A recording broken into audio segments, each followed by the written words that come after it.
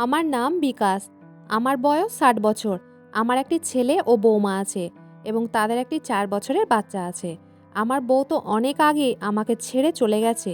আমি এখন ছেলে ও বৌমার কাছে থাকি। আগে আমি একটা ছোটোখাটো কাজ করতাম এবং অনেক কষ্ট করে ছেলেকে পড়িয়েছি। ছেলেকে ভালো জায়গায় লেখাপড়া করিয়ে তাকে চাকরি পাওয়ার যোগ্য করে তুলেছি। আজ সে ভালো জায়গায় চাকরি করে। ছোট থেকে তাকে বাইরে পড়াশোনা করতে পাঠিয়ে দিয়েছিলাম। আমার ছেলের পড়াশোনার প্রতি খুব চাহিদা ছিল এবং তার চাহিদা দেখে আমি খুব কষ্ট করে টাকা ইনকাম করে তাকে পড়াশোনা করিয়েছিলাম এবং আমাদের কষ্টের ফলও পেয়েছি আজ। আমার ছেলে খুব ভালো জায়গায় পৌঁছে গেছে এবং খুব ভালো টাকা ইনকাম করে। আজ তার মা বেঁচে থাকলে খুব খুশি হতো এটা দেখে যে তার ছেলে আজ ভালো জায়গায় চাকরি করে। তার মা অনেক আগেই আমাকে এই পৃথিবীতে একা ফেলে চলে গেছে। ছেলে ও বৌমা থাকা সত্ত্বেও আজ আমি বড্ড একা। আমার কেউ নেই। আমার ছেলে বাড়িতে থাকে না, সে বাইরের রাজ্যে চাকরি করে। এই বাড়িতে আমি, বৌমা ও নাতি আমরা ৩ জন থাকি। কখনোই ভাবতে পারিনি এই বুড়ো বয়সে আমাকে এইগুলো দেখতে হবে। আমার বৌমার নাম ছিল সোনিয়া। আমার ছেলে যখন বাইরের রাজ্যে চাকরি পায় তখন সে বলেছিল আমার জন্য একটা বাড়িতে কাজের মাসি রেখে দেবে, যাতে আমার জন্য রান্নাবান্না ও সমস্ত কাজকর্ম করে দেয়। কিন্তু আমি ছেলেকে বারণ করেছিলাম। বলেছিলাম তুই এবার বিয়ে করে বাড়িতে বৌমাকে নিয়ে আয়। বৌমা থাকলে মনে হবে আমার পাশে মেয়ে আছে। আমার একাকিত্ব বোধটা কেটে যাবে। তারপর তো আমার নাতি নাতনিরাও আসবে। তখন আমার খুব ভালো লাগবে এবং ভালোভাবেই দিন কাটবে। কিন্তু আমি স্বপ্নেও ভাবিনি ছেলের বিয়ে দেওয়ার পরে আমার এরকম খারাপ অবস্থা হয়ে যাবে। বিয়ের কথা শুনে আমার ছেলে বলেছিল, ঠিক আছে বাবা, তাহলে তুমি একটা ভালো মেয়ে দেখতে পারো আমার জন্য। কিছুদিন পরে আমাদের একজন আত্মীয় সোনিয়ার ব্যাপারে বলে। তারপর আমরা তাদের বাড়ি গিয়ে সোনিয়াকে পছন্দ করি। সোনিয়া আমার বৌমার নাম। আমার ছেলেও সোনিয়াকে দেখার পরে পছন্দ করেছিল। ছেলের পছন্দতেই আমারও পছন্দ ছিল। তারপর আমার ছেলের বিয়েটা পাকা হয়ে যায় সোনিয়ার সাথে। বিয়ের জন্য আমার ছেলে ছুটি নিয়ে বাড়ি এসেছিল। বিয়ের পরে সে 15 থেকে 20 দিন আমাদের সাথেই বাড়িতে ছিল। খুব ভালোভাবে দিন কেটেছিল আমাদের। আমার বৌমা আমার খুব খাতির করত এবং খুব খেয়াল রাখত। তারপর ছেলে চলে যায় নিজের কাজে বাইরের রাজ্যে। ছেলের চলে যাওয়ার পরে সোনিয়ার আসল চেহারা বেরিয়ে আসে। যখন ছেলে থাকতো তখন সে বাড়ির সমস্ত কাজকর্ম করে নিত এবং আমাকেও খুব সেবা যত্ন করত। কিন্তু ছেলের চলে যাওয়ার পরে সে সারাদিন নিজের ঘরেই পড়ে থাকে এবং কাজকর্ম কিছুই করে না এবং আমার সাথেও খারাপ ব্যবহার করে। সে মনেই করে না যে বাড়িতে একজন বয়স্ক মানুষও আছে। তার যেটা করতে ইচ্ছে করত সেটাই করত। আমি ছেলেকে কিছুই জানাইনি, কারণ জানতাম আমার ছেলেকে এইসব কথা বললে তাদের দুইজনের মধ্যে দ্বন্দ্ব লেগে যাবে। আমি এটা কখনোই চাইনি যে আমার ছেলে ও বৌমা লড়াই করুক। তাই সোনিয়ার এইরকম ব্যবহার আমি কোনো দিনই আমার ছেলেকে বলিনি। আমার সকাল সকাল খুব কাশি হতো। এটা আমার অনেক আগের অসুখ ছিল। সকালবেলা উঠেই আমার অনেক কাশি হতো। তখন বৌমা ঘর থেকে বিরক্ত হয়ে বলতো, এই বুড়োটার জ্বালায় ব্যস্ত, একদিনও শান্তিতে ঘুমোতে পায় না।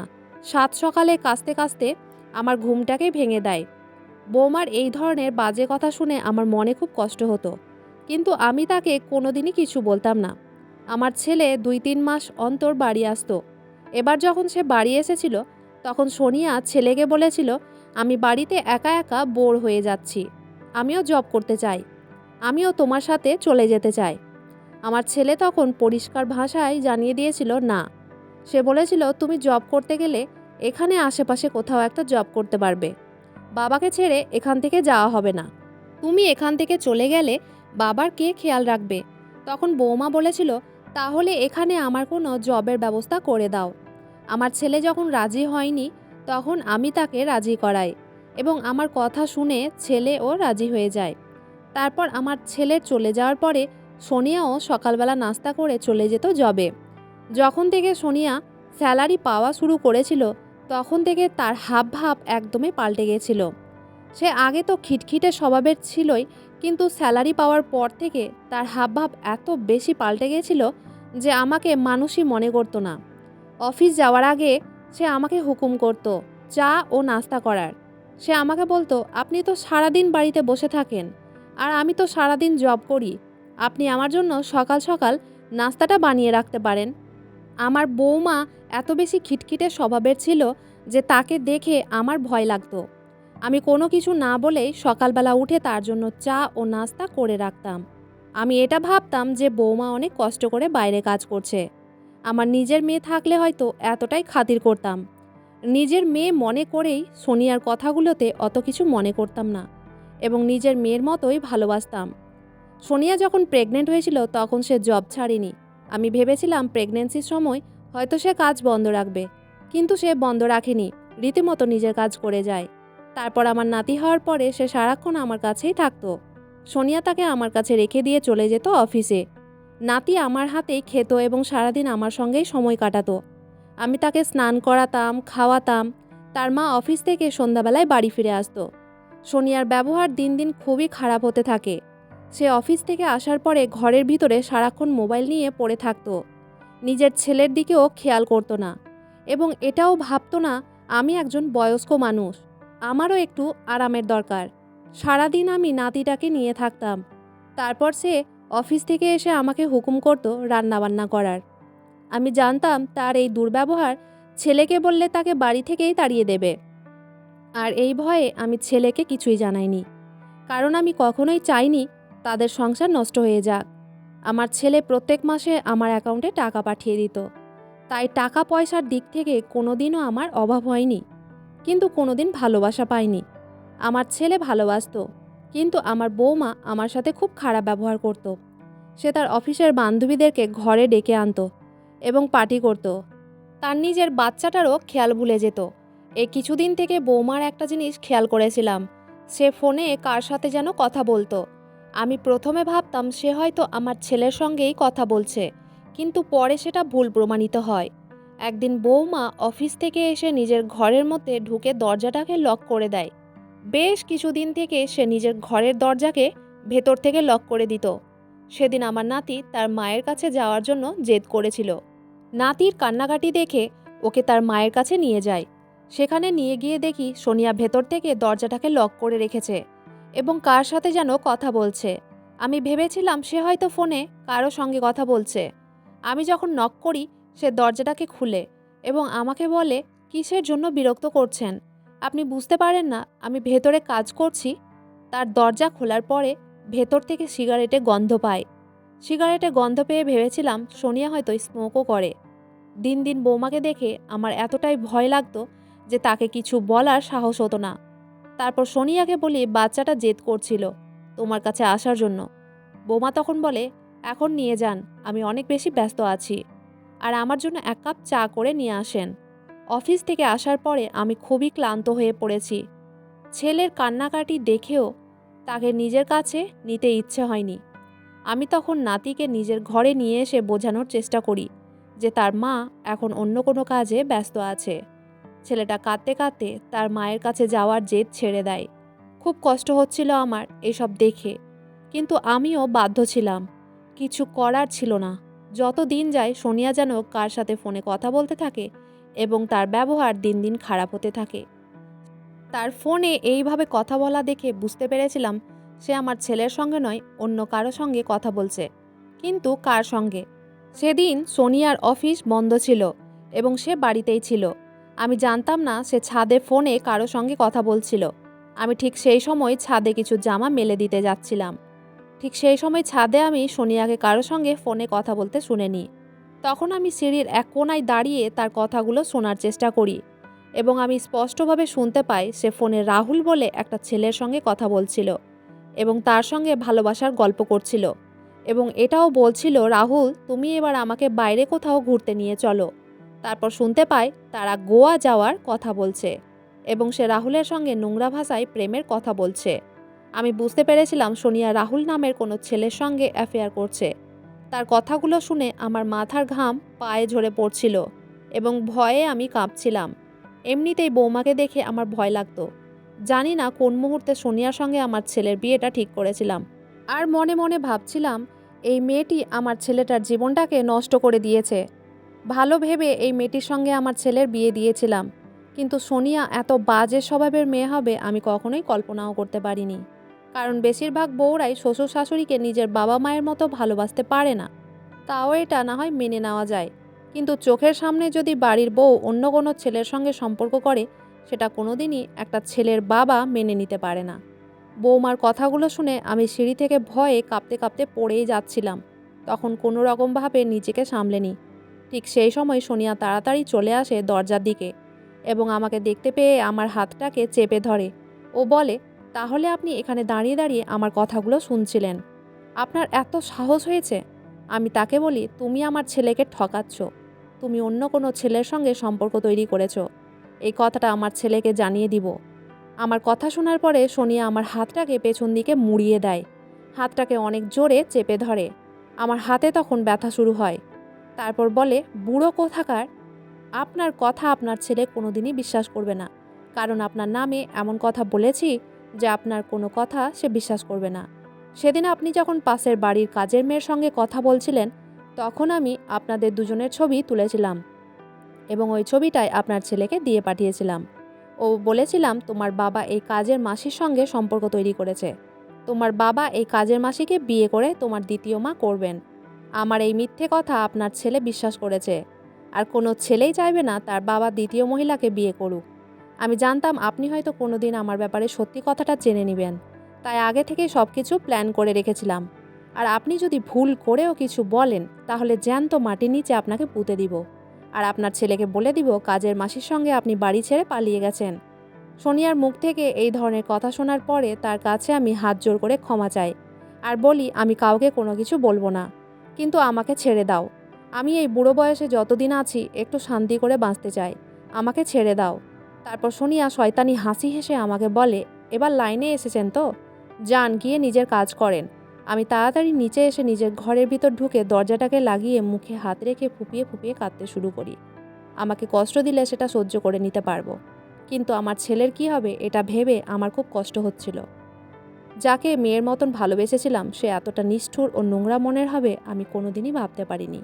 সোনিয়ার ব্যাপারে এত বড় কথা জানার পরেও আমি চুপচাপ ছিলাম এবং ভগবানের উপর সব কিছু ছেড়ে দিয়েছিলাম। আমি জানতাম একদিন না একদিন আমার ছেলে বৌমার ব্যাপারে সব কিছু জানতে পারবে, তাই ধৈর্য ধরেছিলাম। এই বাড়ি ছেড়ে যাওয়ার আমার কোথাও ছিল না। আমার ছেলে ও নাতি ছাড়া এই পৃথিবীতে কেউ ছিল না। বাধ্য হয়ে এই বাড়িতেই ছিলাম। এই সমস্ত কথা ছেলেকে বললে আমার পরিবারটাই নষ্ট হয়ে যেত। ভেবেছিলাম এই পরিবারটাকে ধরে রাখতে হবে, যার জন্য আমাকে চুপ থাকতে হবে। একদিন সব কিছু ঠিক হয়ে যাবে এবং সোনিয়াও নিজের ভুল বুঝতে পারবে। এই দিনটার আশায় আমি সব কিছু সহ্য করেই যাচ্ছিলাম। এদিকে আমার বুড়ো শরীরে আর শক্তি ছিল না যে আমি রান্নাবান্না ও ঘরের সমস্ত কাজকর্ম ভালো করে করতে পারি। কোনো দিন আরাম করলে সোনিয়া এসে বলতো, আপনি তো এত জোয়ান সুস্থ সবল হয়ে আছেন, কিসের জন্য আপনি শুয়ে শুয়ে আরাম করেন? বাড়ির কাজবাজগুলো কে করবে? বাড়ির সমস্ত কাজবাজ করলে ভালো থাকবেন। আর আপনার তো এই দুটো হাত পা ছাড়া আর কিছুই নেই। আমাদের টাকাই তো খেয়ে খেয়ে দিন দিন বেলুনের মতন ফুলছেন। আমি প্রায় নাতিকে আমাদের বাড়ি থেকে কিছুটা দূরে একটা পার্কে নিয়ে যেতাম। সেখানে তাকে নিয়ে যেতাম ও সেখানে তার সঙ্গে অনেক খেলতাম ও টাইম কাটাতাম। সেদিন সন্ধ্যাবেলায় সোনিয়া আমার কাছ থেকে নাতিকে নিয়ে বাইরে চলে যায়। বাড়িতে আমি তখন একাই ছিলাম। ভাবলাম সন্ধ্যাবেলায় বাইরে থেকে একটু ঘুরে আসলে মনটা ভালো হবে, তাই ঘরের দরজাটা লক করে পার্কের দিকে বেরিয়ে যাই। সন্ধ্যাবেলায় পার্কে কিছুক্ষণ থাকার পরে যখন আমি বাড়ি ফিরছিলাম, তখন রাত্রি 8টা বাজছিল। আমি হেঁটেই বাড়ি ফিরছিলাম, তখন মনে হলো আমার পিছন পিছন কেউ যেন আসছে। হঠাৎ করে আমার নাকের মধ্যে কেউ যেন রুমাল চাপা দিয়ে দেয়। ওই রুমালের আজব একটা গন্ধ শুকে আমি অজ্ঞান হয়ে যাই। কিছুক্ষণ পরে যখন আমার একটুখানি জ্ঞান ফিরে, তখন আমি ভালো করে চোখ খুলতে পারিনি, কিন্তু বুঝতে পারছিলাম আমার আশেপাশে কেউ আছে, যেটা একটা ছেলে ও মেয়ের আওয়াজ ছিল। আমার তখন মাথাটা অনেক বেশি ভারী হয়েছিল। আমার শরীরে শক্তি ছিল না, এত বেশি ভারী লাগছিল আমি নাড়াচাড়াও করতে পারছিলাম না। কিন্তু বুঝতে পারছিলাম আমার পাশে যে মেয়েটি কথা বলছে সেটা আর কেউ না, আমার বৌমা সোনিয়া ছিল। ও যে ছেলেটির সঙ্গে কথা বলছিল তার নাম রাহুল ধরেই ডাকছিল। তখন আমি বুঝতে পেরেছিলাম সোনিয়া ও রাহুল মিলে আমার সঙ্গে কিছু একটা খারাপ করতে চলেছে। ঠিক সেই সময় সোনিয়া রাহুলকে বলেছিল, যেমন করেই হোক এই বুড়োটাকে আজকে মেরে ফেলতেই হবে। আমি এমনিতেই আধমরা অবস্থায় ছিলাম। তাদের কথা শুনে আমার ভয় পাওয়ার কিছুই ছিল না। বুঝতে পেরেছিলাম এরা আজ আমাকে মেরে ফেলবে। সোনিয়া তখন রাহুলকে বলেছিল, এই বুড়োটাকে মেরে ফেললে আমাদের রাস্তার সব কাটা দূর হয়ে যাবে। তারপর তারা একটা ঘন জঙ্গলের মধ্যে গাড়ি দাঁড় করায়। সেখানে আমাকে গাড়ি থেকে বের করে, তারপর একটা খুপড়ির মধ্যে নিয়ে ঢুকে যায়। সেখানে চেয়ারে আমাকে বসিয়ে ভালো করে দড়ি দিয়ে বেঁধে দেয়। আমি সব কিছু আধো আধো চোখে দেখতে পাচ্ছিলাম, কিন্তু কিছুই করার শক্তি ছিল না আমার মধ্যে। তারা আমাকে না জানি কি এমন নেশা দিয়েছিল, যার জন্য আমার শরীর একদম অচল হয়েছিল। তারপর আমার চারিদিকে কেরোসিন তেল ঢেলে দেয় এবং সোনিয়া বলে, এমনভাবে এই বুড়োটাকে মারো যাতে ভগবানও তাকে বাঁচাতে না পারে। রাহুল তখন বলে, তুমি একদম চিন্তা করবে না, এই বুড়ো আজ আগুনে পুড়ে ছারখার হয়ে যাবে, আর কেউ জানতেও পারবে না। এটা বলে তারা দুইজন খুব হাসতে থাকে। আমার চোখ থেকে অঝরে জল ঝরতে থাকে। তখন আমি শেষবারের মতো আমার ছেলে ও নাতির সঙ্গে কাটানো সময়গুলোকে মনে করতে থাকি এবং ভগবানকে স্মরণ করি। তারপর তারা আমাকে আগুন লাগিয়ে দেয় ও সেখান থেকে চলে যায়। আমার শরীরের কিছু অংশ যখন আগুনে পুড়তে শুরু করে, তখনই আমি অজ্ঞান হয়ে যাই। যখন চোখ খুলি তখন নিজেকে হসপিটালের মধ্যেই দেখেছিলাম। আমার শরীরের বেশ কিছু অংশ পুড়ে গেছিল, কিন্তু ভগবানের দয়ায় আমি বেঁচেছিলাম। ছেলেটি আমাকে কিছু জিজ্ঞেস করেছিল, কিন্তু আমার মনের ভয় ও শরীরের দুর্বলতার জন্য তাকে কিছু বলার শক্তি পাইনি। তার বেশ কিছুদিন পরে আমার মনে পড়ে যে সোনিয়া ও রাহুল আমাকে আগুনে পুড়িয়ে দিয়েছিল। যেই ছেলেটি আমাকে হসপিটালে নিয়ে এসেছিল তার নাম ছিল অনির্বাণ। সে আমার হাত ধরে জিজ্ঞেস করেছিল, আঙ্কেল আপনি কেমন আছেন? আপনি কিভাবে আগুনে পুড়ে গেছিলেন? আপনাকে কেউ মারার চেষ্টা করেছিল? আজ আমাকে সব কিছু বলতে হবে। আমি ওই রাস্তা দিয়ে গাড়ি নিয়ে যাচ্ছিলাম, তখন দেখেছিলাম ওই ঝুপড়ির মধ্যে অনেক আগুন লেগেছে। আগুন দেখে আমি গাড়ি থেকে নেমে সেখানে দেখার চেষ্টা করেছিলাম। তারপর যখন ওই আগুনে আপনাকে দেখেছিলাম, তখন অনেক কষ্ট করে আপনাকে ওখান থেকে বের করেছিলাম। আমি অনির্বাণকে দেখে প্রথমে ধন্যবাদ জানিয়েছিলাম। তাকে বলেছিলাম, বাবা তুমি আমার জীবন বাঁচিয়েছ, তোমার অধিকার আছে সম্পূর্ণ সত্যি কথা জানার। আমার বৌমা সোনিয়ার অন্য ছেলের সঙ্গে সম্পর্ক আছে। আমি যখন জানতে পেরেছিলাম সে আমার ছেলেকে ঠকাচ্ছে এবং অন্য ছেলের সঙ্গে সম্পর্ক রেখেছে, তখন থেকে সে আমাকে মারার চেষ্টা করেছিল। আমার বৌমার যার সঙ্গে অ্যাফেয়ার আছে সেই ছেলেটির নাম রাহুল। সেদিন রাতের বেলা সোনিয়া ও রাহুল দুজনে মিলে আমাকে আগুনে পুড়িয়ে দেয়। আমি তো ভেবেছিলাম সেদিন জীবনের শেষ দিন, কিন্তু তুমি ভগবানের রূপে আমাকে বাঁচিয়েছ। তোমার অনেক ধন্যবাদ। আমার কথা শুনে অনির্বাণ বলেছিল, মানুষ এত তুচ্ছ মনের কিভাবে হতে পারে? একটা বয়স্ক মানুষের উপর এত অত্যাচার! তাহলে আপনি নিজের ছেলেকে সত্যি কথাগুলো বলেননি কেন? আপনার ছেলের অধিকার আছে এই সত্যি কথাগুলো জানার। আপনি আজ থেকে আমার বাড়িতেই থাকবেন। এই পৃথিবীতে আমার বাবা মা কেউ নেই। আজ থেকে আপনি আমার বাবার মতোই। আজ 7 দিন হয়ে গেছে আপনি হসপিটালে আছেন। আপনাকে আজকেই ডিসচার্জ করে দেবে। তাই আজ থেকে আপনি আমাদের বাড়িতে থাকবেন। আপনার ছেলের যদি আপনার প্রতি এতটুকুও ভালোবাসা ও দয়া মায়া থাকে, তাহলে নিশ্চয়ই সে আপনাকে খুঁজে বের করবেই। তাই আপনি আজ থেকে আমার বাড়িতে থাকবেন। তারপর আমি চলে যাই অনির্বাণের সঙ্গে। তাদের বাড়িতে গিয়ে দেখি অনির্বাণের এক ছেলে ও মেয়ে আছে। অনির্বাণের বউ মানে আমার বৌমা, তার ব্যবহারও খুব ভালো। মেয়েটি গরিব ঘরের ছিল এবং আমি যে কয়েকদিন ছিলাম তাদের বাড়িতে, মেয়েটি খুবই সেবা যত্ন করেছিল এবং অনির্বাণও আমাকে নিজের ছেলের মতোই ভালোবাসতো। আমি কোনোদিনও ভাবতে পারিনি এই পৃথিবীতে সৎ মানুষও আছে। আর একদিকে আমার বৌমা, যে কিনা আমার উপর অনবরত অত্যাচার করে গেছিল। অনির্বাণের বাড়িতে আমার প্রায় 1 মাস হয়ে গেছিল। তখন আমি অনির্বাণকে বুঝিয়ে বলেছিলাম, বাবা এই বাড়িতে আমি চিরকাল থাকতে পারবো না, নিজের বাড়ি তো আমাকে যেতেই হবে। অনির্বাণ তখন বলেছিল, এটাই আপনার নিজের বাড়ি। যতদিন না আপনার ছেলে আপনাকে খুঁজতে এখানে আসছে, ততদিন আপনাকে এখান থেকে যেতে দিব না। তার ঠিক 2-3 দিন পরেই দেখি অনির্বাণের বাড়িতে আমার ছেলে এসে হাজির হয়েছে। সেদিন নিজের ছেলেকে দেখে জড়িয়ে ধরে অনেক কেঁদেছিলাম এবং ছেলেও আমাকে জড়িয়ে ধরে আমার কাছে হাত জোর করে ক্ষমা চেয়েছিল। তখন তাকে বলেছিলাম, এখানে তো তোমার কোনো দোষ নেই বাবা, তাই তোমাকে ক্ষমা চাইতে হবে না। আমার ছেলে বলেছিল, সোনিয়ার ভরসায় তোমাকে রেখে গেছিলাম। ভেবেছিলাম সোনিয়া তোমার সেবা যত্ন করবে, কিন্তু আমার ধারণা ভুল ছিল। এই কথাটা সত্যি প্রমাণিত হয়ে গেছে যে সোনিয়ার রাহুল নামে একটা ছেলের সঙ্গে সম্পর্ক আছে। অনির্বাণ অনেক আগেই আমাকে ফোন করে এইসব কথা বলে দিয়েছিল। অনির্বাণের কথা শুনে আমি অফিস থেকে ছুটি নিয়ে বাড়ি এসেছিলাম, কারণ অনির্বাণ আপনার ছবি আমার মোবাইলে পাঠিয়েছিল। আপনি হসপিটালে বেডে শুয়েছিলেন, এমন একটা ছবি অনির্বাণ আমাকে পাঠিয়েছিল। বাড়িতে এসে যখন আপনাকে দেখতে পাইনি, তখন সোনিয়া বলেছিল আপনি কাজের মাসির সঙ্গে পালিয়ে গেছেন। সোনিয়ার ব্যাপারে সত্যি কথা জানার জন্য সে যেটা বলেছিল আমি সেটাই মেনে নিয়েছিলাম। তার সঙ্গে কিছুদিন থাকার পরে আমি তাকে এটা দেখাই যে এবার আমি কাজের জন্য চলে যাচ্ছি।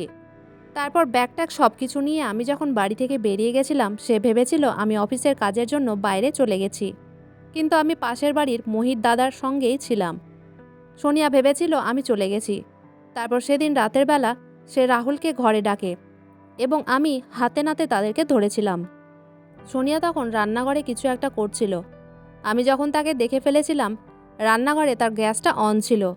তাকে বলে দিয়েছিলাম আজকের পর থেকে ওর সাথে আমার আর কোনো সম্পর্ক নেই এবং আমি সোনিয়াকে বলেছিলাম কিছুদিনের মধ্যেই তাকে ডিভোর্স দিয়ে দিব। তারপর আমি ঘর থেকে বেরিয়ে গেছিলাম। কিছুক্ষণ পরেই ঘরে সিলিন্ডার ফাটার শব্দ পায় এবং আমার ঘরের মধ্যে আগুন লেগে যায়। ওই আগুনের মধ্যে সোনিয়া ও রাহুল পুড়ে যায়। আমি চেষ্টা করেছিলাম তাদেরকে বাঁচানোর, কিন্তু বলে না, ভগবান যাকে বাঁচাবে তাকে কেউ মারতে পারবে না, আর ভগবান যাকে নিবে তাকে কেউ বাঁচাতে পারবে না। তারপর রাহুল ও সোনিয়াকে আমি হসপিটালে অ্যাডমিট করে দিই। রাহুল খুব বাজেভাবে আগুনে পুড়ে গেছিল ও তার অনেক বেশি ইন্টারনাল ব্লিডিং হচ্ছিল, যার জন্য হসপিটালে অ্যাডমিট হওয়ার 24 ঘন্টার মধ্যেই মারা গেছিল। কিন্তু সোনিয়া বেঁচে ছিল। সে আমার হাত ধরে অনেক ক্ষমা চেয়েছিল এবং বলেছিল আমি তোমার বাবার সঙ্গে অনেক খারাপ করেছি। ওনার কাছে ক্ষমা না চাইলে আমার মারা যাওয়ার পরে আত্মার কোনোদিন শান্তি হবে না। বাবা আমার সব কথা শোনার পরে হসপিটালে যাওয়ার জন্য রাজি হয়। সেখানে আমি ও বাবা সোনিয়ার সঙ্গে দেখা করি। সোনিয়া আমার বাবার কাছে হাত ধরে ক্ষমা চেয়েছিল। আমার বাবা তাকে ক্ষমা করেছিল। তার কিছুক্ষণ পরে সোনিয়া মারা যায়। সোনিয়া যে কত বড় ভুল করেছিল মৃত্যুর মুখে এসে বুঝতে পেরেছিল এবং ক্ষমাও চেয়েছিল। এই ঘটনার 1 বছর পরে আমি দ্বিতীয় বিয়ে করি, কারণ আমার ছেলে তখন ছোট এবং তাকে মানুষ করার জন্য মায়েরও দরকার ছিল। এবার যাকে বিয়ে করেছিলাম মেয়েটি খুব ভালো ছিল। দেখতে খুব একটা ভালো না হলেও সে গুণে ভরপুর ছিল এবং আমার বাবাকে ওর নিজের বাবার মতোই ভালোবাসতো এবং আমার ছেলেকেও নিজের মায়ের মতোই ভালোবাসতো। বন্ধুরা, বয়স্ক মানুষ বলে তাদের উপর অবহেলা করা উচিত নয়। বয়স্ক মানুষটা আমার নিজের বাবাও হতে পারেন। এই কথা মাথায় রেখে অন্যের বাবার সঙ্গে ভালো ব্যবহার করা উচিত, কারণ যে যেমন কর্ম করবে ঠিক সেই রকমই ফল পাবে। বন্ধুরা, আজকের গল্পটি এখানেই শেষ করছি। গল্পে কোনো ভুল ত্রুটি থাকলে ক্ষমা করবেন। ভালো লাগলে অবশ্যই লাইক, শেয়ার, সাবস্ক্রাইব করবেন।